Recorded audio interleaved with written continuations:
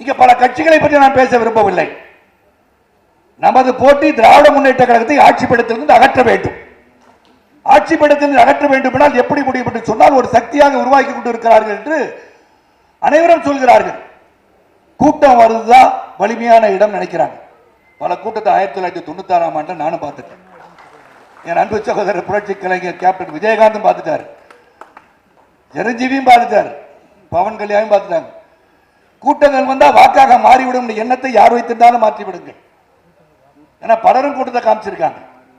ஆனால் இந்த கூட்டம் எதற்காக, உங்கள் கொள்கைகள் என்ன, உங்கள் கோட்பாடு என்ன, எதை எதற்காக எதிர்க்கிறீர்கள் என்று தெரியாதவர்களெல்லாம் இந்த அரசியல் வந்து விட்டார்கள். ஏனால் இரு பெரும் தலைவராக நான் பாடம் கற்றுக்கொண்ட டாக்டர் கலைஞர் இருக்கும் போதும் சரி, அதன் பிறகு புரட்சி தலைவி அம்மா அவர்கள் இருக்கும் போதும் சரி, இன்று கேள்வி கேட்பவர்கள் எங்கு போனார்கள் என்று தெரியவில்லை. அன்று உங்களுக்கு தெரியவில்லையா? ஆட்சிகள் சிறப்பாக இல்லை என்று புரியவில்லையா? அப்பொழுது புரிந்திருந்தால் தெரிந்திருந்தால் ஏன் உங்கள் குரல் எழவில்லை? அப்பொழுது நீங்கள் பதுங்கி இருந்தீர்கள், இப்போ பாய்கிறீர்கள்.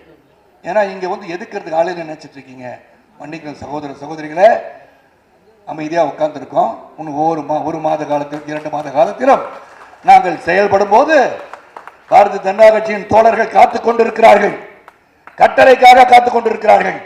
அந்த கட்டளை வரும்போது செயல்பாடு நீங்கள் பார்ப்பீர்கள். கூட்டங்கள் எல்லாம் வாக்குகளாக மாறுகின்ற சக்தி படைத்த ஒரு இயக்கம் தான் பாரதிய ஜனதா கட்சி என்பதை மறந்து விடாதீர்கள். சாத்தியமா?